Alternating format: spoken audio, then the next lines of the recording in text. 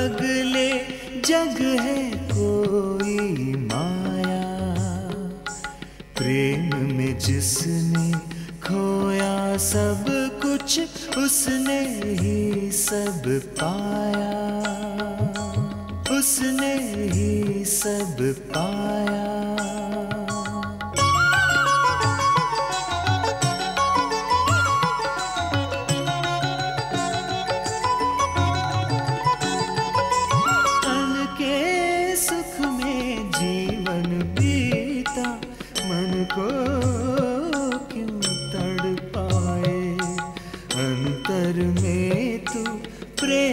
साले प्रेम ही पार लगाए, प्रेम ही पार लगाए।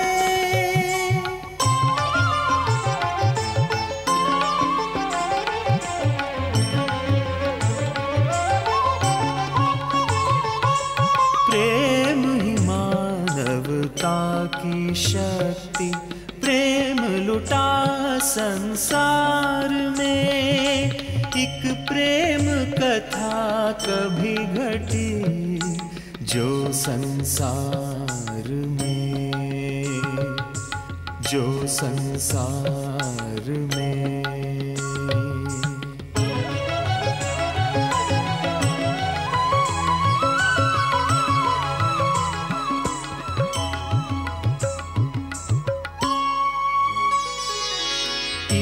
कल्पना सच हुई संसार में।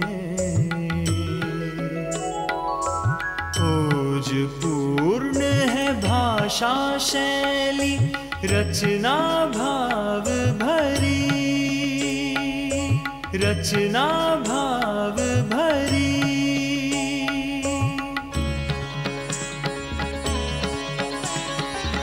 कादंबरी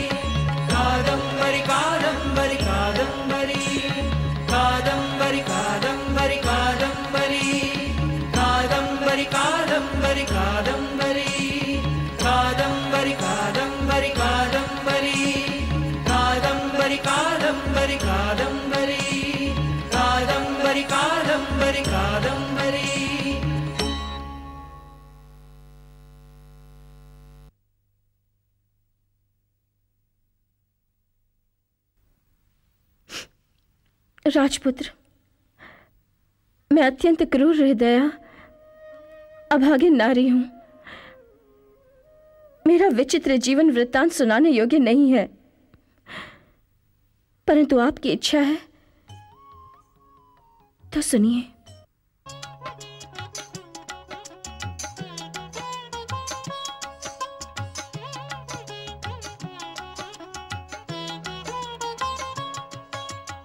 इतना सुंदर सौंदर्य का भंडार, आश्चर्य, इनकी सुंदरता ने मुझे मोहित कर दिया है।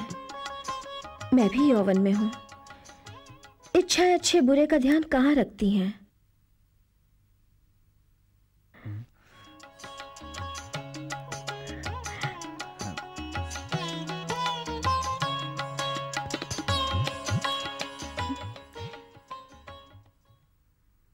भगवान,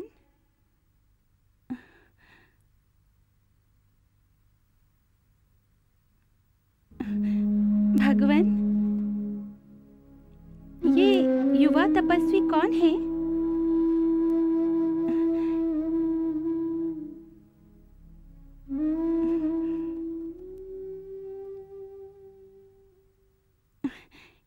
इनका नाम क्या है? ये किस तपस्वी के पुत्र हैं? किस वृक्ष की ये कुसुमंजरी इनके कानों में है? मैंने इतना सुगंधित पुष्प कभी नहीं देखा। बालिके, इस विषय में पूछने से तेरा क्या प्रयोजन? तथापि सुनो, सुरों और असुरों दोनों के द्वारा पूजनीय एक ऋषि हैं, श्वेत केतु। इतने सुंदर एवं गौरवर्णीय कि देवता भी इनकी सुंदरता पर चकित रहते हैं। एक दिन वे कमल लेने हेतु मंदाकिनी तट पर आए।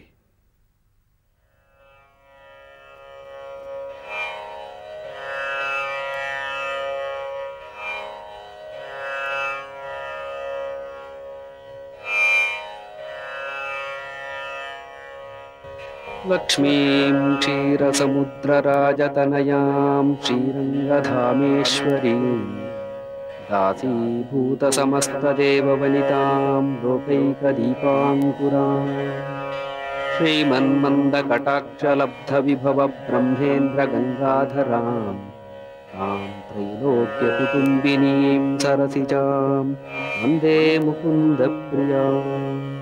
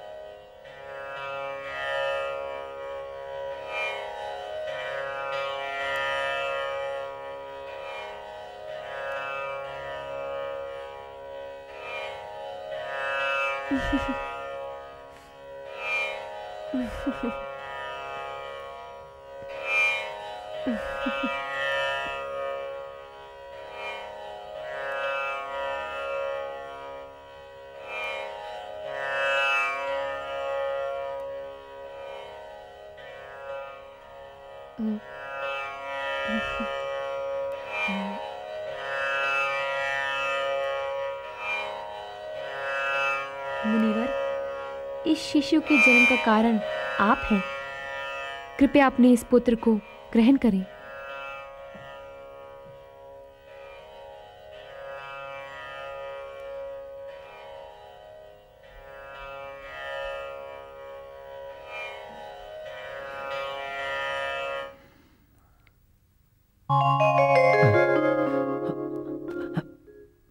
प्रणाम वनदेवी।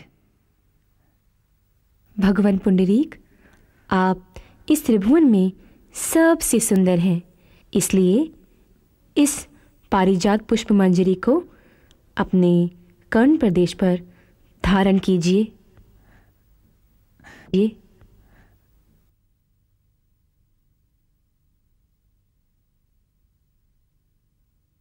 अब तो तुमने हमारे मित्र पुंडरीक तथा इस कुसुम मंजरी के संबंध में जान लिया ना बालिके? भगवान, यही है ना वो अद्भुत पुष्प? हाँ कौतुकवती, यही है। यदि इस कुसुम मंजरी में तेरी अभिलाषा है तो इसे ले ले।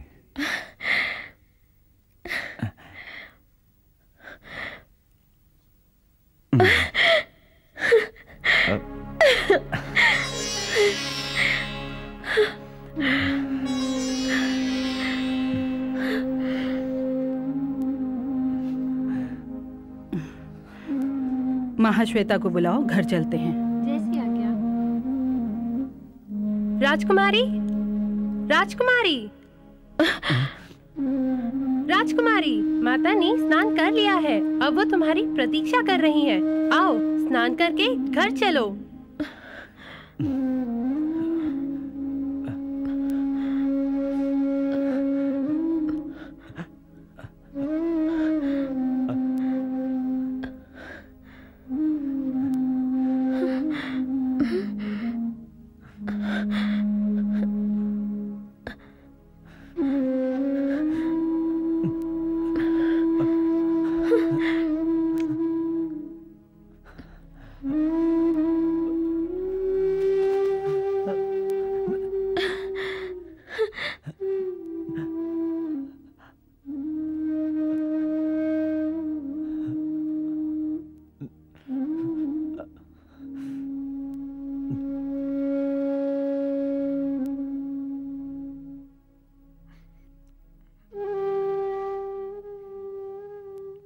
इस प्रकार का आचरण करना आपके योग्य नहीं है मुनि कुमार।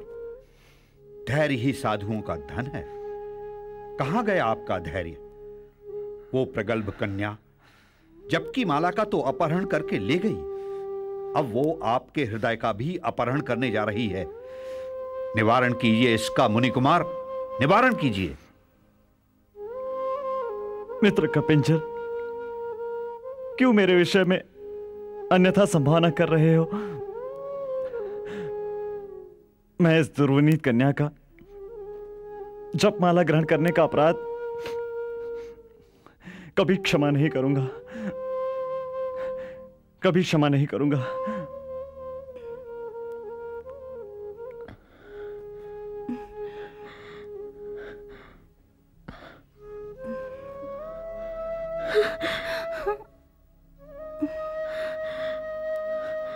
चंचले, मेरी जपमाला दिए बिना तुम यहां से गमन नहीं कर सकती।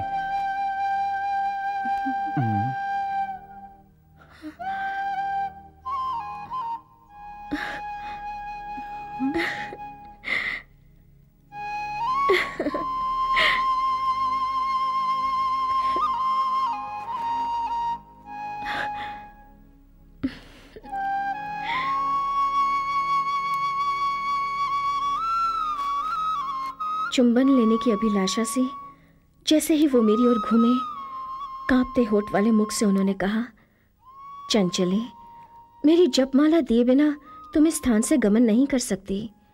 मैंने जपमाला के स्थान पर अपनी एकावली गले से निकाली। भगवान, लीजिए एकावली। यूं कहकर मैंने शून्य हृदय मुनि कुमार के हाथों पर माला रख दी। मेरे प्रणय का अविस्मरणीय पल था वो। मैं पूरी तरह से धर्म जल में स्नान कर चुकी थी। मैंने पुनः स्नान किया। बड़ी ही कठिनाई से सखियां मुझे मेरे भवन तक ले गईं। अंततो गत्वा बिना मन के मेरा शरीर घर पहुंचा। शोकातुर मुझे कुछ अवगत नहीं हुआ कि ये विपत्ति है या उत्सव। समस्त कार्य परित्याग कर मैं निश्चल भाव से गवाक्ष में खड़ी होकर उसी दिशा में देखने लगी जिस दिशा में हमारा मिलन हुआ था। ओह, कितनी निर्मल एवं सुंदर थी मुनि कुमार की कुमकुमी लटें। सूर्य के प्रति पद्मिनी, चंद्र के प्रति समुद्र जल एवं मेघ के प्रति मयूरों के समान मैंने भी उनके ही अभिमुखी होकर वैसे ही वो जपमाला धारण की हुई थी। पारिजात कुसुम मंजरी मेरे कानों में वैसे ही संलग्न थी। रोमांच से भरा हुआ मेरा गाल वैसे ही उत्कंठित हो रहा था। कहाँ चली गई राजकुमारी? कदाचित ऊपर होंगी।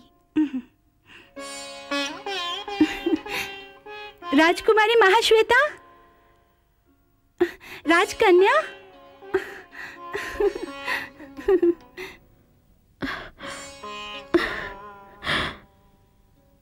राजकन्या,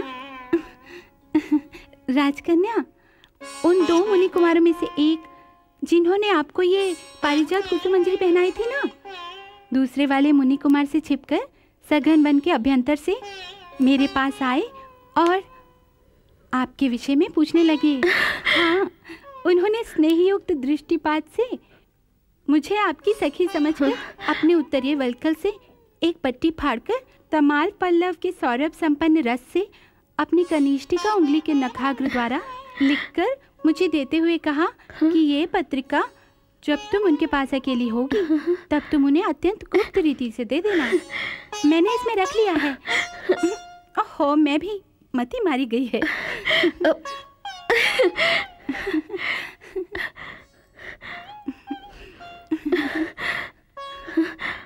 प्रिय महाश्वेते, मोतियों की माला से अत्यंत लोभ उत्पन्न कराकर, आशा दिखलाकर तुमने मेरे काम वेग को अत्यधिक बढ़ा दिया है। मेरा मन तुम्हारे पीछे पीछे आ रहा है।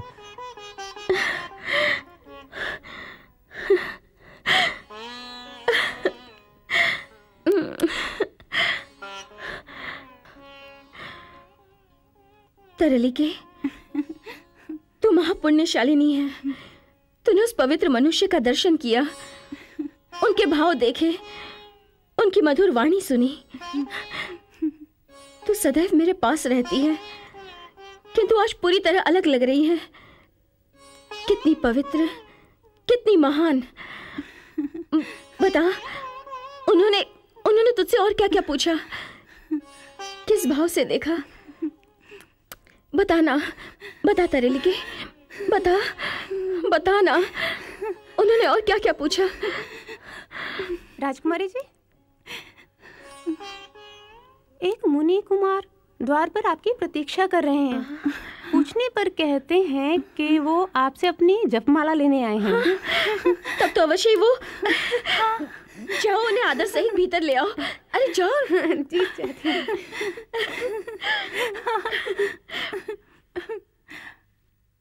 जैसे यौवन सुंदरता का आभूषण है, यौवन का कंदर्प, कंदर्प का बसंत और बसंत का मलय पवन, उसी तरह कपिंजल मेरे पुंडरिक का आभूषण है। प्रणाम। आइए आइए मुनि कुमार, आइए आइए।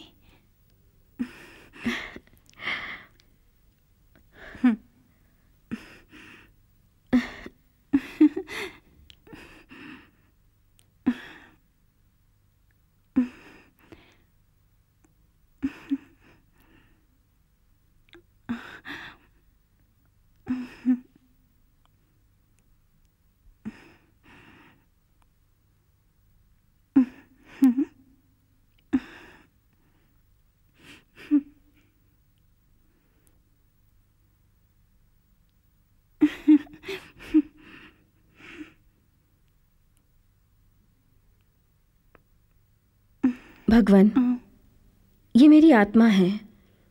आप जो कुछ भी कहना चाहते हैं निशंक कहिए। राजकन्या, अब मैं क्या कहूं? लज्जा के कारण मेरी वाणी वक्तव्य विषय कह नहीं पा रही है। ये कैसी विडंबना है। कहां कंद मूल फल खाने वाले जितेंद्रीय वनवासी तपस्वी, और कहां भोग्य पदार्थ की अभिलाषा से नानाविधि काम चेष्टा। किस तरह मनुष्य ईश्वर के हाथ का खिलौना बनकर हास्यास्पद हो जाता है। आप ही बताइए, एक धर्म एवं शास्त्र के पंडित को क्या यह शोभा देता है? किंतु और कोई उपाय नहीं है। इसलिए अपना प्राण परित्याग करके भी मुझे अपने मित्र के प्राणों की रक्षा करनी है। इसीलिए मैं कह रहा हूं, तुम्हारे चले आने के पश्चात थोड़ी देर बाद जब मैं उसे नहीं पाया तो सोचा कि मेरे निष्ठुर वचन सुनकर कदाचित वो कहीं चला गया होगा। देवी, हम दोनों बचपन के मित्र हैं। मैं उसके वियोग को नहीं सह सकता।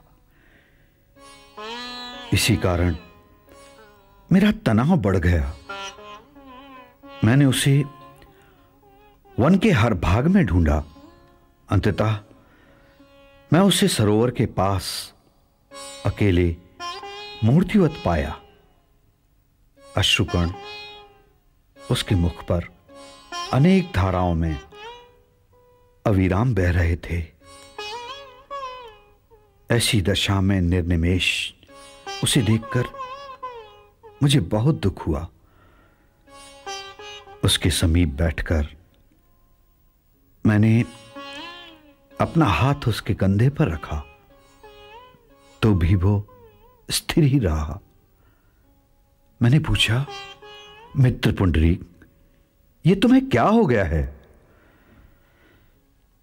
तब वो धीरे से मेरी ओर देखा। अविश्रांत रुदन से उसकी आंखें सूजी हुई थीं। कुछ सोचते हुए टूटे फूटे शब्दों में क्लेशपूर्वक कहने लगा, मित्र कपिंजर, सब कुछ जानते हुए भी मुझसे क्यों पूछते हो? मैंने उससे कहा, प्रिय पुंडरीक, मैं भली भांति जानता हूं, पर तुम मुझे केवल इतना बताओ, क्या गुरुदेव ने यही उपदेश दिया है? क्या धर्मशास्त्र में यही लिखा है? क्या यही तपस्या है? क्या यही है स्वर्ग जाने का मार्ग? नहीं मित्र, नहीं। तुम्हें तो ऐसा सोचना भी नहीं चाहिए। कामदेव ने तुम्हें उपहासास्पद बना दिया है। क्या तुम मूर्खों की तरह विषयों में फंसकर कष्ट भोगना चाहते हो? तुम्हारी इंद्रियां कुमार्ग पर जा रही हैं। तुम्हारा मन पूर्णतः भ्रष्ट हो चुका है। तुम्हारा तुम पर ही नियंत्रण नहीं है। सोचो, सोचो, धैर्यवान बनो, धैर्यवान बनो। अपने मन से घृणित विचारों को निकाल दो। मित्र, बहुत कहने से क्या लाभ? तुम स्वस्थ हो क्योंकि तुमने कामदेव के विषपान का अनुभव नहीं किया है।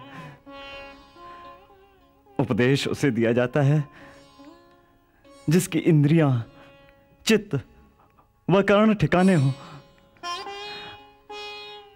अब मैं सब कुछ खो चुका हूं।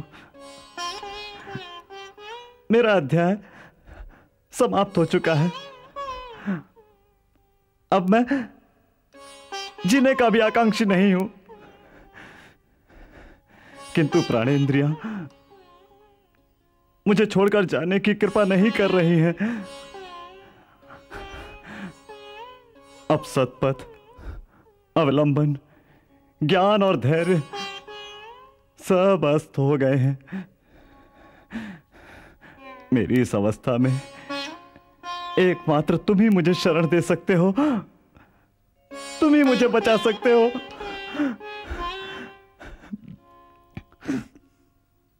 अब तुम जैसा उचित समझो वैसा करो।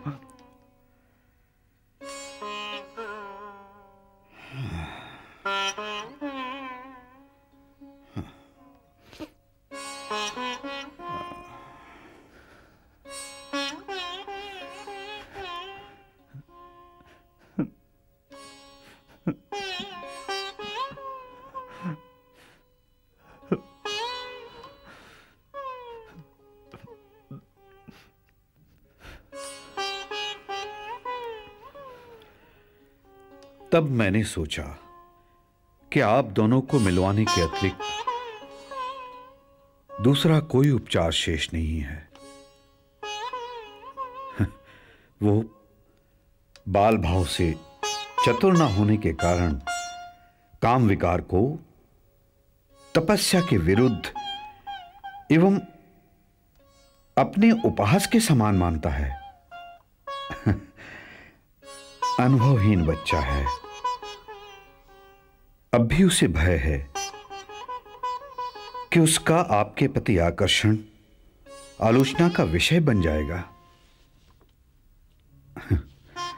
अतः अंतिम सांस लेने से पहले वो आपके पास कभी नहीं आएगा। इसलिए मैं उसके प्राणों की रक्षा हेतु अपनी अंतरात्मा के विरुद्ध यहां आया हूं। राजपुत्री, ऐसी अवस्था में जैसा अनुकूल हो, अनुराग के योग्य हो, मेरे आगमन के अनुरूप हो। जैसा आपको उचित लगे वैसा ही करें।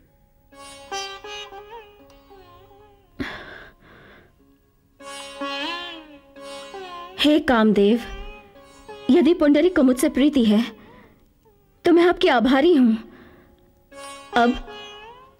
अब ये मेरा कर्तव्य है कि अरे तरलिके, क्या तू नहीं देखती कि मेरा मन अत्यधिक व्याकुल हो गया है? मेरी इंद्रियां अपने कर्तव्य का निश्चय करने में असमर्थ हैं। तूने कपिंजल की पूरी बात सुनी। मैं क्या करूं? एक नीच कुल की कन्या के समान लज्जा, सदाचार, लोक निंदा, माता पिता की आज्ञा और गुरुजन की इच्छा की अवहेलना करती हूं तो अधर्म होगा। क्या मैं साधारणतः जाकर उनके सामने आत्मसमर्पण कर दूं, किंतु तब स्त्री मूल्यों का हनन होगा, या इन सब का विचार कर चुप रह जाऊं? तब जैसा कपिंजल ने कहा, वो मर जाएंगे। महामुनि के वध का महापाप लगेगा मुझे। तरलिके मैं क्या करूं? मैं राजकन्या, राजकुमारी, हे ईश्वर, अब मैं कैसे ढांढस बंधाऊं? मैं क्या करूं?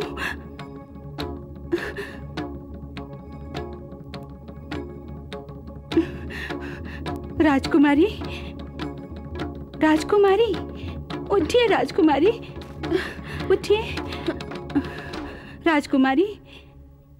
अरे तरलिके। राजकुमारी, बड़ों की आज्ञा की कोई आवश्यकता नहीं है। प्रसन्न होकर मुझे भेजिए, मैं आपके प्राणनाथ को लेकर आऊंगी। अरे उन्मते, अब कोई क्लेश नहीं है। चल, उस प्राण वल्लभ को जीवित रखने हेतु हम शीघ्र ही चलें। हाँ, शीघ्र ही चलते हैं।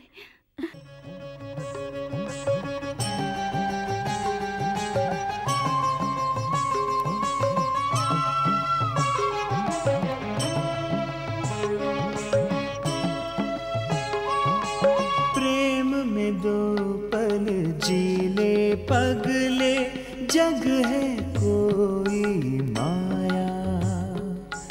प्रेम में जिसने खोया सब कुछ, उसने ही सब पाया, उसने ही सब पाया।